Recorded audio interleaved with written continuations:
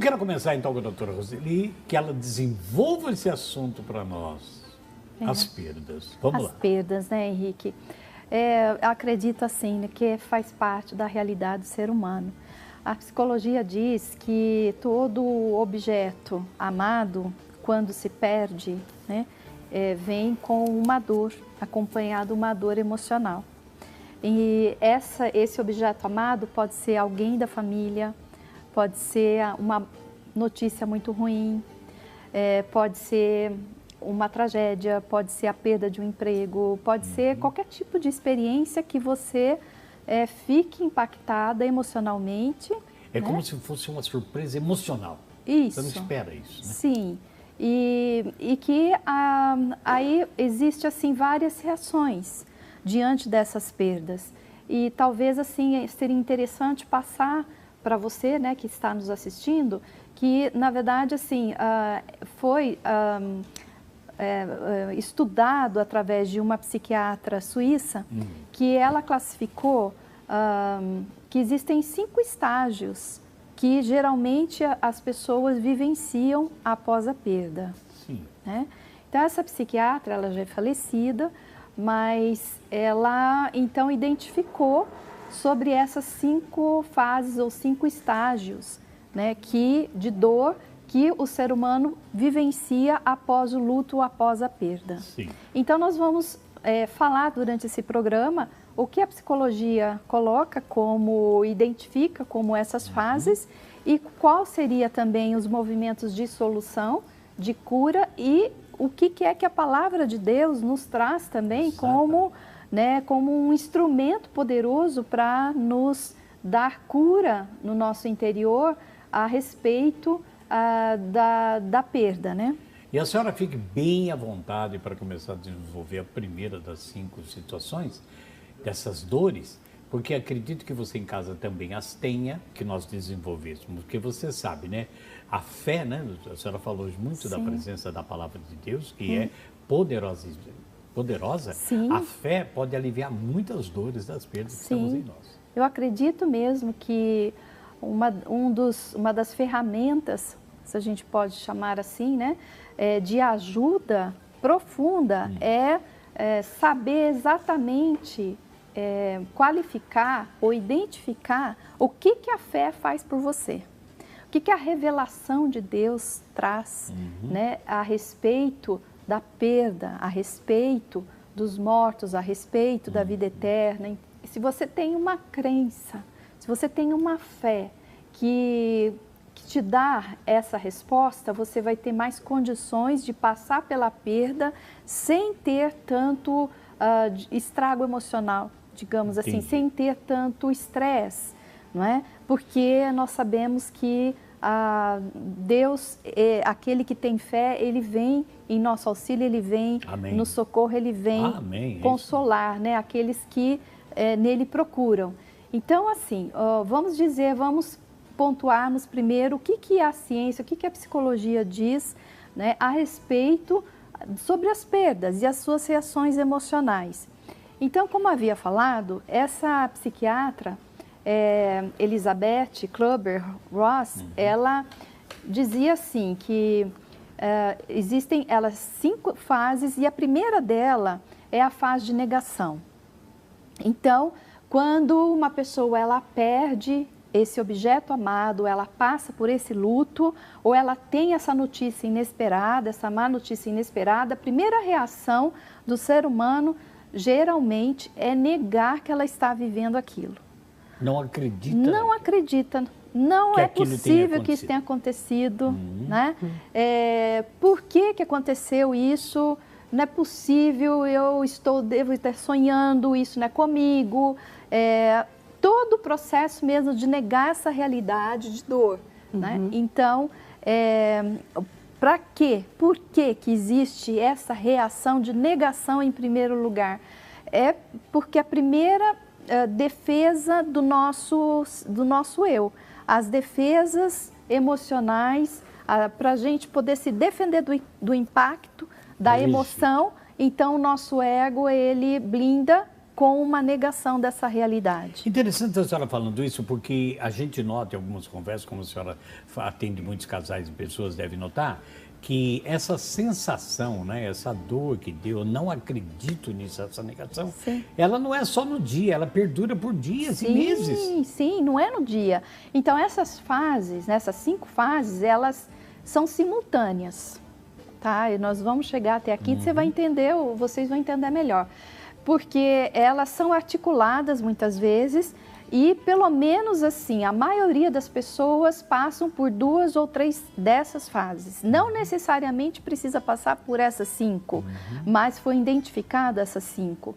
E então, às vezes, existem pessoas, por exemplo, muito espiritualizadas, que estão já num trabalho, né, de amadurecimento espiritual, da sua fé, que às vezes não passam por essa fase de negação, né, de negar a realidade.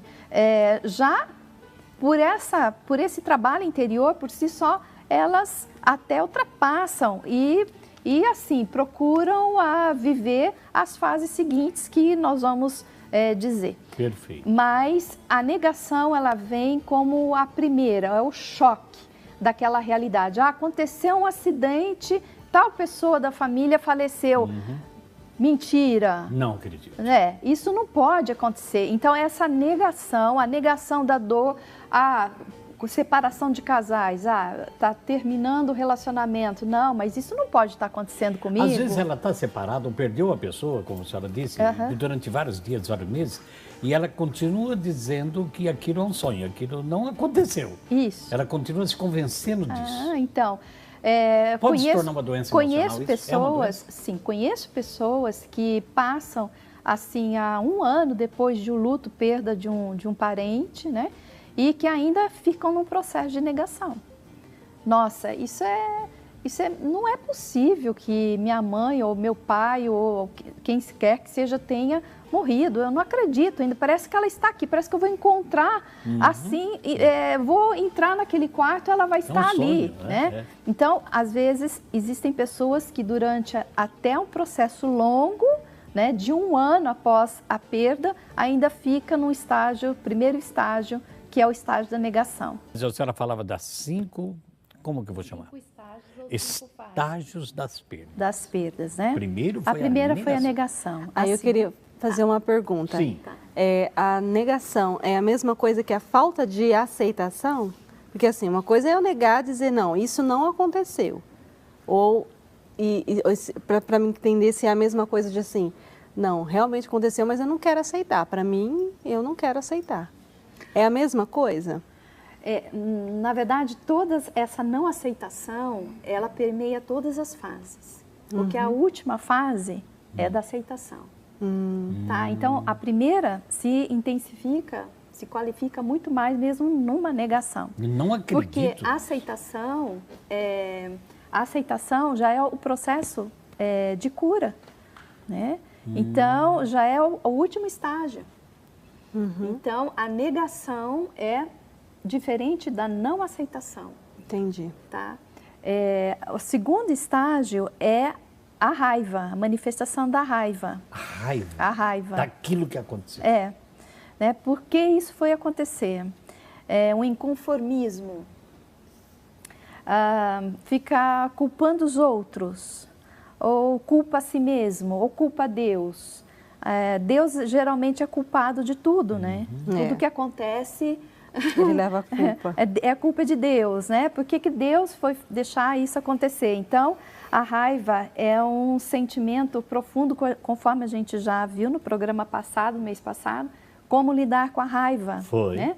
E aí, esse estágio da raiva, dependendo da situação, as pessoas... elas realmente perdem a cabeça, se descontrolam, se desesperam, né? Então, é onde entra o desespero, onde entra... surto, né? Onde a pessoa ela fica totalmente tomada com descontrole emocional e é a raiva atuando, a raiva pela perda. Porque imagina você ter um objeto ali de seu amor, de seu prazer e foi tirado, né? Tira uma chupeta de uma criança, tira um doce de uma criança para ver o que ela faz. Então, essa reação, a reação mesmo de raiva, de inconformismo, de não acreditar, de colocar a culpa no outro, né? Ou em si mesmo ou em Deus.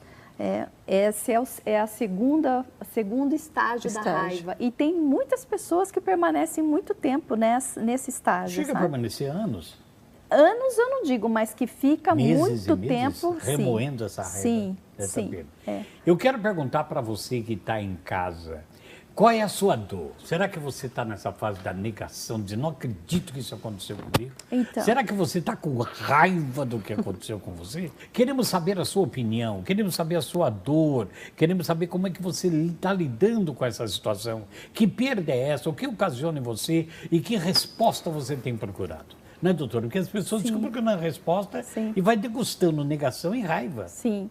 A raiva também, ela implica, assim, numa situação de que a pessoa, ela fala, isso é injusto. Então, ela fica... Ela se coloca no lugar de vítima? Isso, ela se vitimiza e por que isso foi acontecer comigo? Né? Esse é um pensamento.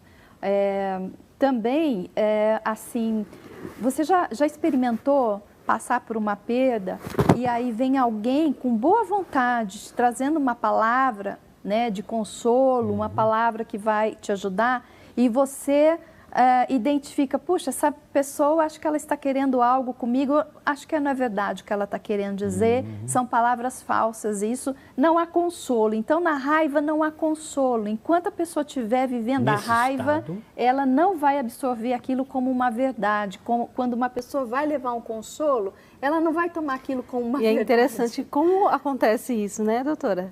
Às vezes vem falar, não foi dessa forma, ou vê o outro lado, procura te consolar e te ajudar, e na verdade o que você mais quer é afastar. Parece que você não quer... está preparada, né, doutora Roseli? Você quer viver aquele momento. Porque, exatamente, o que acontece? A raiva, ela cega a nossa inteligência. Né? É uma emoção tão forte que te faz você perder o foco mesmo da realidade. Né? Então, por mais que a pessoa tenha uma boa vontade, né? Você vai lá, às vezes, no momento ou num velório, você vai oferecer uma palavra, mas a pessoa está tão inconformada, ela está tão negando ainda, que você vai falar, olha, mas não fica assim, sabe? Não adianta. Não adianta, porque é um processo interno, é um processo de cada um que precisa vivenciar, né? E precisamos respeitar a fase de cada um. Tá? Então, nós temos aí esses estágios. Primeiro a negação, depois a raiva. Depois vem o que, doutor? Depois vem uma fase muito interessante. Eu acho interessante que é a fase da negociação. Negociação. Ai, meu Deus, eu começo a negociar agora. Como é que fica isso? Pois é, a fase da negociação é assim, a pessoa ela vai querer dar um alento para ela mesma ou um momento em que ela vai repensar, que ela vai ressignificar o que aconteceu ou ela vai procurar negociar com ela mesma e, às vezes, com pessoas e com Deus. E eu acho interessante essa fase porque ela possibilita mudanças. Ela possibilita mudanças. Por exemplo,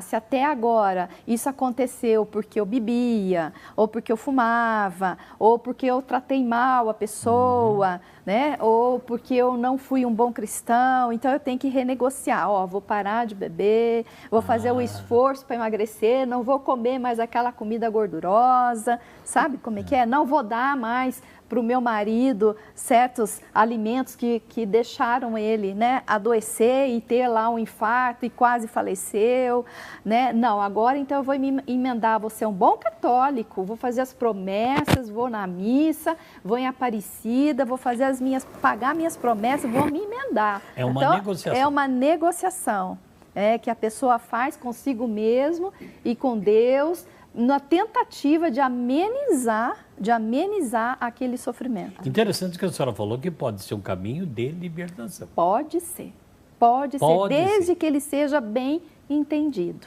Caso contrário, exatamente. Porque nessa negociação posso sair perdendo? Sim, Ou se eu exemplo, eu me proponho a cumprir certa coisa, e aí eu não cumpro aquilo, Eu né? não recebo. Na minha negociação interior, eu me proponho a fazer alguma coisa, eu não faço, ou se eu Exatamente. fizer, eu não recebo Sim. aquilo que eu esperava, acho que pode vir a ser bem prejudicial, Sim. frustrante. Exatamente. Por isso que geralmente as pessoas que não fazem bem essa fase da negociação de uma forma saudável e que ela realmente tem esse momento para ressignificar todo esse contexto que ela está vivendo, não. Então, realmente, é um momento em que eu preciso mudar a minha postura, preciso mudar o meu comportamento, preciso elevar, preciso tornar-me mais saudável, fazer as coisas da melhor forma possível. Ela pode se frustrar e aí sim chegar num quarto estágio. Muito bem, antes de entrar no quarto, tem Facebook, tem algum recado? Temos coisa? várias pessoas comentando aqui, pedindo oração, né? E a gente tem uma pergunta aqui, é a Tassiane Zampiron. Vamos ver se a doutora vai entender para poder responder ela. Bom dia, peço oração pela minha família e cura libertação por nossa situação financeira. Gostaria de saber por que estou sentindo agora que fazem 2 anos que a minha mãe partiu. Então, eu não sei se a mãe dela faleceu há 2 anos e é agora que ela está vivendo esse momento de dor, de sofrimento da perda da mãe. Uhum. O que aconteceu aí, doutora? Porque passa um tempo, parece que está tudo bem, parece que não caiu a ficha, a gente fala. E agora caiu. A fase mais demorada que eu vejo na minha abordagem, né, com os pacientes é a fase que a gente vai falar agora sobre a depressão. É um outro estágio. Do luto, Muito né? bem. E, assim, com essa telespectadora, né, provavelmente deve estar acontecendo essa fase mais esticada, que é a fase da depressão, né? E isso acontece e, assim, é aquela fase em que nada vale a pena, que é uma tristeza profunda, é um vazio muito grande, não tem sentido para viver, não tem motivação, é uma fase mais de introspecção, tá? Então, é uma fase depressiva. Doutora Roseli, agora com a senhora. Itaúna, Minas Gerais, a Maria Aparecida, perda é sofrer 2 vezes. Sofrer no coração e na alma, com saudades de quem se foi ou de algo mais que não se recupera. Tudo que se vai não volta mais, é uma enorme dor para sempre. Somente Deus é que vai nos ajudar e fortalecer para isso. Peço oração pela cura da minha diabetes, gosto muito de ouvir o programa e o Padre Eduardo. Mas o que ela disse é isso mesmo, né? Sim, sim. Se não for Jesus, ela disse, para nos ajudar a vencer e fortalecer, a dor continua, né? Sim. Não há consolo, né? Não há. É uma dor que só mesmo é o Espírito Santo, né? Que é o Amém. consolador da nossa alma, para nos trazer mesmo paz e aceitação. A senhora sabe onde fica a cidade de Santo Amaro do Imperatriz? Não faço ideia. Santa Catarina. É mesmo? Grande abraço. Olha o que a Maria Isabel está dizendo. Eu vivo muito triste, ponto final. Não consigo me conformar. Perdi o esposo há 2 anos e meio, a minha mãe há 1 ano e 3 meses e o meu pai fez um ano agora em outubro. Não consigo me conformar. São muitas Perdeu perdas, o né? esposo há 2 Próximas. anos e meio, a mãe há 1 ano e 3 meses e o pai fez 1 ano em outubro. Esse é a fase mesmo, né? Talvez uma fase da negação junto com depressão. Que não é porque culpa dela, Não, ela brota assim. não, tem que vivenciar o luto. Uma das questões que a gente trabalha muito na vivência é como manejar essa questão da perda. Porque geralmente as pessoas que não fizeram um movimento adequado de despedida, quando a morte vem abruptamente, não se espera, através de um acidente, através de uma doença repentina, enfim, se fica muito aberta a relação e não foi fechando de uma forma apaziguadora, onde de uma forma amorosa com a pessoa que está doente ou que partiu. Então, esse processo do luto que vem sendo arrastado geralmente está ligado à não despedida adequadamente dessa pessoa que partiu. Né? E nós trabalhamos dentro da vivência terapêutica exatamente esses movimentos, né, que levam a pessoa realmente a concluir o que precisava, o que necessitava para fechar bem essa despedida. Vou te dar um exemplo. Há um tempo atrás, eu atendi um sacerdote, um padre, que ele estava entrando em depressão por conta o falecimento de uma irmã muito querida dele. Ela estava já doente há algum tempo e ela morava em outro lugar e ele estava viajando na época que ela faleceu, né? E ele, infelizmente, não teve tempo para ir até lá e fazer a despedida, né? De fazer todo o processo de luto. Enfim, isso ficou na alma, né, desse sacerdote, essa dor, essa inquietação, esse sentimento de perda.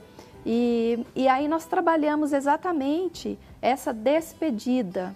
Ou seja, eu fui colocando ele através, né, de uma técnica de imaginação, de visualização, fazendo com que ele relatasse como se ela estivesse ali presente, tá? Tudo que ele desejava falar para ela. E ele foi relatando, foi dizendo, eu fui acrescentando também algumas palavras, e de modo que quando nós terminamos esse exercício, essa dinâmica, ele sentiu assim um bem-estar, um livramento.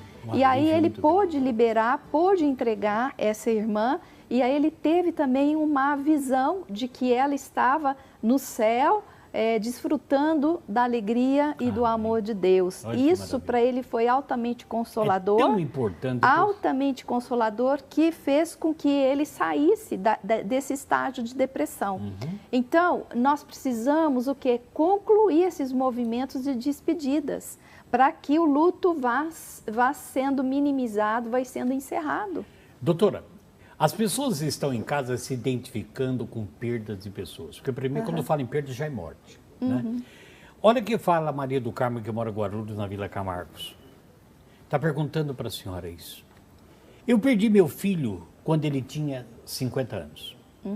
Já se passaram 4 anos do seu falecimento. E eu não me conformo até hoje. Choro todos os dias. Como eu posso entender o motivo de não ter superado essa perda? 4 anos. Então, a morte de um filho, dentro do nosso entendimento sistêmico, é uma inversão da ordem. Então, a dor é muito maior para os pais vivenciarem a perda dos filhos. Da ordem do amor. O filho, os pais vão à frente dos filhos. Claro. Essa é a ordem natural. Então, quando há essa inversão, rompeu e a dor é muito maior. E assim, esse inconformismo ou essa dor de não aceitação faz com que você continue, né, nesse processo de depressão. E talvez você necessite fechar e talvez assim não querer entender racionalmente, mas buscar um sentido, né, para a morte desse filho. Que esse sentido, ele é trazido como uma dádiva de Deus para a pessoa. Amém. Sabe? E certamente seu filho foi retirado por algum propósito maior de Deus que a gente não sabe e não entende mesmo. Mas se você continuar num processo de não aceitação, a dor vai continuar sendo intensa. E existem pessoas que acham que precisam sofrer para se equilibrar de alguma coisa que deveria ter feito e não fez. Não é isso. Né? Para se eximir de alguma culpa. Né? Então, eu vou sofrer com isso, eu minimizo a minha culpa. Então, isso não é saudável, mesmo porque o sofrimento não minimiza a culpa. Agora, você, minha amada, precisa sim se despertar de que seu filho, antes de ser seu filho, é filho de Deus. Amém. Né? Nós não temos domínio sobre a vida de ninguém. É verdade. Né? Somente Deus. Eu convido você a ter um profundo desejo de liberar o seu filho, de entregar o seu filho, de você ver o seu filho nas mãos daquele que criou, né? que é Deus, em Jesus Cristo, que Ele está na visão beatífica, desfrutando das bênçãos de Deus. Eu acredito que esse movimento vai ser importante para que você tenha mais aceitação e consiga, né, sair então dessa depressão. Eu tenho um outro caso aqui que é da Vandete de Aracaju, Sergipe, ela mora no bairro Getúlio Vargas. Um grande abraço, Vandete, obrigado pela sua ligação. Diante da perda de uma pessoa que era muito boa, era um bom filho, um excelente marido, um bom cristão, uma pessoa que com muito trabalho conseguiu montar o seu próprio negócio. Há alguns dias uma pessoa chegou e matou essa pessoa com um tiro. Não se sabe o motivo. Diante dessa tragédia, a família está profundamente abalada. Se era um bom esposo, um bom cristão, um bom filho, conseguiu trabalhar, montar uns negócios e de repente foi retirado. Então a família desse homem está muito abalada. Como lidar com isso? Então, cada um vai viver um estágio, né, do luto. Ou é a negação, ou é a raiva, ou a negociação, ou é a depressão. E para chegar na aceitação, queridos, é importante deixar que cada um viva o momento, vivencie o momento. E também, como é uma despedida abrupta, quer dizer, foi um assassinato, né, é uma coisa inesperada de alguém muito amado, muito querido, envolve, né, a questão aí de terminar de fazer essa despedida adequadamente em relação a essa pessoa, a esse filho, a esse marido. E aí envolve um outro elemento importante que a gente trabalha muito nas vivências. Inclusive, a gente trabalhou um caso semelhante, que ele também foi assassinado, e nós colocamos o representante do assassino nessa vivência, e a família, né, de uma certa forma, tinha dificuldade de perdoar esse assassino. E aí nós começamos, então, a trabalhar de forma que esse assassino pudesse tomar consciência do que ele fez. E aí, então, houve o momento do perdão. Isso é importante. O perdão libera, né? É difícil, no momento, talvez, admitir o fato de que precisa haver esse perdão para liberar esse assassino, mas também permitir com que essa tragédia não paralise, não mobilize a vida da família, mas que passe, assim, a entregar, passe a liberar esse filho que Deus recolheu, né?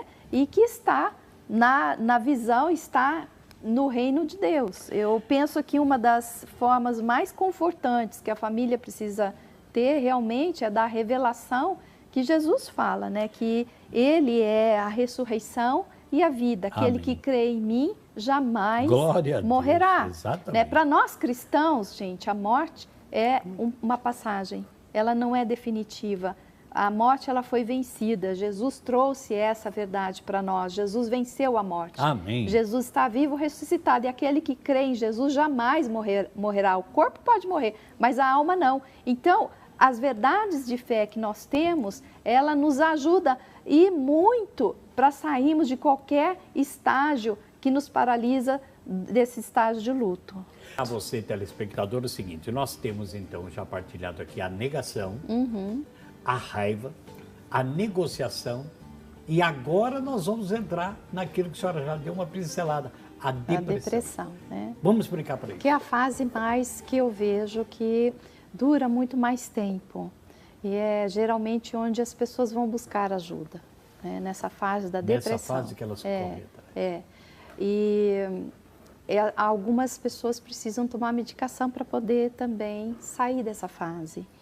Mas a depressão é aquele estágio onde a pessoa ela se recolhe e ela não quer ter contato com o mundo. Ela fica no mundo interno dela. É um processo repentino ou é lento? Você não percebe? É lento. É lento, né? E assim, é um processo de dor, aí angústia, vem ansiedade, né? Aí vem mesmo várias sensações de sofrimento, né? Que as pessoas, elas perdem o sonho, como disse aí na entrevista, né? Perdi o chão, estou sem chão. perde a direção da vida, aí vem a solidão, aí vem o vazio. Decepção. Né? Vem a culpa, enfim, surge tudo, né? Tristeza profunda, geralmente, né, esse estágio da depressão precisa ter muito cuidado, porque às vezes as pessoas que não estão vivendo, né, diz assim, olha, isso que sai disso, isso é frescura. Né, isso não é nada, vai se alegrar, vai sair, vai se divertir, né, não dá efeito, não dá efeito. Eu assim, digo novamente, cada fase precisa ser respeitada e precisa ser vivida. É claro que você não precisa permanecer nelas, né? Mas precisa se dar o tempo necessário. Agora, em relação a essa telespectadora, que faz 2 anos que ressente a perda da mãe, talvez você tivesse que trabalhar isso numa terapia que pudesse olhar como foi esse vínculo com essa mãe, né? De que forma você perdeu, era um vínculo saudável, você tinha questões ainda a ser tratada com a mãe, você talvez não se sentia muito amada ou amada demais, dependente demais dela, ou você se sentia rejeitada. Você precisa ser levada a questionar como era o seu relacionamento com a sua mãe. E aí, a partir daí, tomar consciência de como era esse relacionamento, como foi, e a partir daí, então, você ir ressignificando, minha querida, porque você não pode continuar, né, nesse processo, mas você precisa sair e levar a sua vida adiante, tá? Talvez, assim, concluir melhor, fechar melhor esse relacionamento com a sua mãe, aprender a entregar essa mãe nas mãos de Jesus, nos braços de Deus, e fazer esse exercício constantemente, não é só uma vez, não, né? E eu acho que é esse o processo básico, sabe, Henrique? É se conscientizar o que precisa fechar. Talvez conceder um perdão, talvez pedir um perdão, talvez dizer uma frase amorosa para essa mãe. Ah, mas essa mãe não está mais aqui, eu vou inventar. Não, essa mãe, ela faz parte de você, ela não está mais aqui nessa dimensão, mas ela está na dimensão no espírito. Mas ela também faz parte de você, você traz também a carga genética da sua mãe. Então, você tem a sua mãe no seu coração, porque você certamente está com ela ainda, né, em seu coração. Então, tem como você trabalhar essa relação mesmo pós-morte. E eu acho importante dizer isso porque parece que depois que morre acabou tudo, tem que esquecer a pessoa que morreu. Não, a pessoa que partiu, ela está na dimensão do Espírito, na dimensão com Deus, mas ela continua pertencendo, ela continua tendo o lugar dela na família, né, que vai ser sempre dela, como sua mãe vai ser sempre sua mãe. E você precisa ter essa mãe em volta de um sentimento de amor, de amorosidade para com ela. E se você a feriu e você não teve tempo de pedir perdão, que você faça esse movimento agora, sabe? Que você entre no seu quarto, feche os seus olhos, se coloque em oração, imagine sua mãe diante de você, imagine Jesus ao lado, tocando em você, tocando na sua mãe, segurando vocês duas amorosamente e você pedindo perdão à sua mãe, ou quem sabe a sua mãe ficou de pedir perdão a você e não houve tempo de fazer uma reconciliação. Henrique, como isso é fundamental, sabe? Para que haja cura profunda na alma, né? E com isso, então, você consegue liberar a sua mãe, entregar a sua mãe, a vida dela e ser grata acima de tudo, né? Vendo tudo isso, nós vamos para o último estágio que a senhora falou, que é a aceitação. Que é da aceitação. A aceitação é a tomada, né, de consciência plena, de um sentimento de paz, de que aceita-se o fato, não há o que fazer, né? Aceita-se o fato da perda, concorda-se, né? Há uma concordância, há um sentimento de apaziguamento por aquilo que é inevitável. Eu tomo o meu lugar, né, de aceitar aquilo que é inevitável, aquilo que foi inevitável. E eu vou procurar fazer disso o melhor que eu puder da minha vida. Tá? Como que a gente pode, através de uma dor, a dor da perda de um filho, como aquela senhora, né, que relatou que perdeu o filho, procure fazer dessa dor algo que motive a você a fazer algo melhor ainda nessa vida. Se você foi uma ótima mãe para esse filho, seja uma ótima mãe para outros filhos ou para quem necessitar, mas busque um sentido maior, busque uma razão, busque uma motivação que possa dar uma resposta que venha te tranquilizar, que venha te apaziguar, né?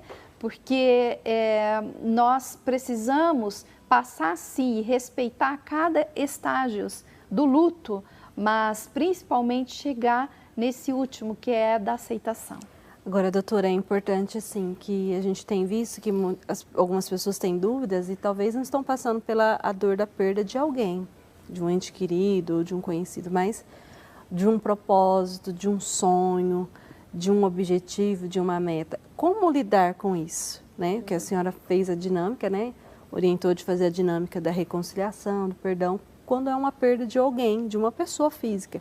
E quando é de um objeto, de um sonho, de uma realização, como fazer isso? Um projeto. Isso. Olha, assim, é diferente, né, o modo de como vai lidar, porque pode ter vários significados, tá? Talvez aquele projeto, aquele sonho que você tanto quis e conquistou, ou tentou conquistar e não veio acontecer, foi mais para o seu bem do que você imaginava. Então, depende de como você vai lidar com isso. Você vai ficar como uma criança, né, mimada, emburrada, com raiva, no estágio da raiva, que é provavelmente o que mais fica, tá? Você não vai sair disso, vai ser improdutivo e você precisa se abrir, porque as coisas que acontecem na nossa vida, nem sempre a gente tem controle sobre elas. E eu tenho uma crença de que tudo... o que São Paulo fala, né? Tudo concorre para o bem daqueles que amam a Deus.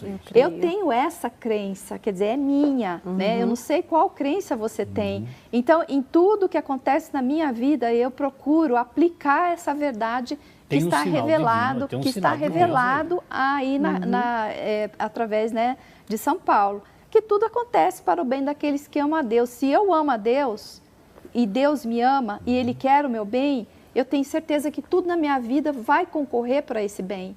E então, assim, eu convido você a redescobrir algo, uma crença, uma fé que possa te mover e sair do estágio de inércia, de raiva, de negação, de culpa, né? de vitimização por aquilo que você tentou buscar e não conseguiu. Muito bem. Doutora Roseli, agora me fala, senhora, rapidamente, nós estamos em cima da hora e televisão é tempo. Essa experiência que a senhora falava em off, de algo na sua vivência. A vivência, o que é? Então, a vivência terapêutica familiar, ela é um método bastante, assim, profundo e rápido de encontrar soluções para questões difíceis da vida. Já em estados, às vezes, depressivos, tantas coisas. Sim, mais, né? de famílias, de conflitos familiares.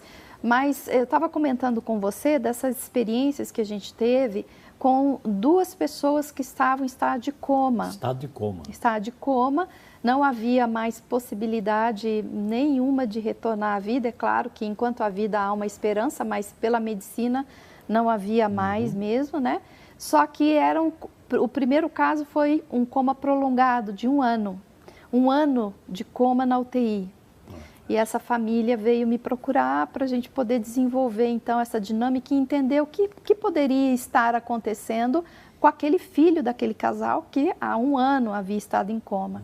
E no segundo caso foi há cerca de 2 meses, mais ou menos, a família também veio me procurar porque um filho estava também em coma e já havia quase 1 mês e eles também estavam querendo fazer algo a mais, uma ajuda, né, para esse filho.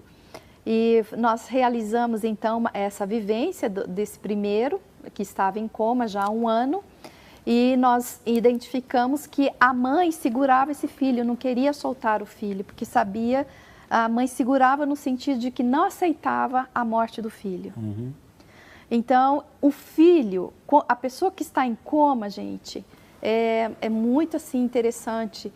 Geralmente, essas pessoas, elas não demonstram através dos sentidos que elas estão em contato com a realidade, mas muitas vezes elas escutam e elas sentem, né? E nós fizemos então essa vivência e esse filho, ele não se deixava levar, né, pelo processo da morte, porque viu o sofrimento da mãe que não queria soltá-lo.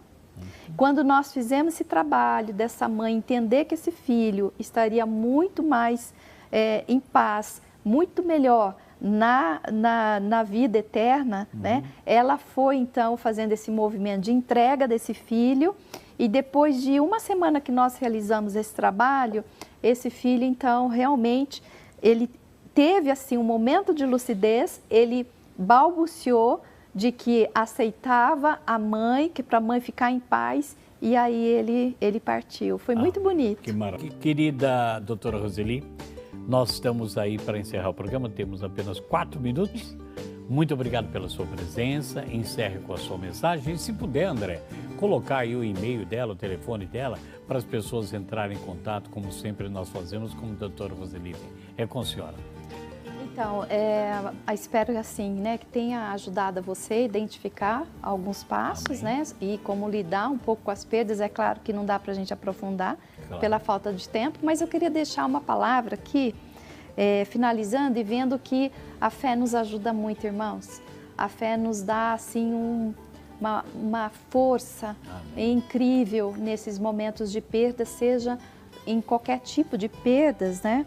Mas falando especificamente sobre a perda mesmo em relação à morte, Jesus nos disse aqui em Lucas, capítulo 20, versículo 37, a partir do versículo 37, ele diz assim: e que os mortos ressuscitam. Já Moisés mostrou no relato da sarça, quando ao Senhor ele chama de Deus de Abraão, Deus de Isaque e Deus de Jacó. Ele não é Deus de mortos, mas de vivos, pois para eles todos vivem. Amém. Então, irmãos, olha, vamos nos alegrar, porque o nosso Deus é o Deus dos vivos e não dos mortos.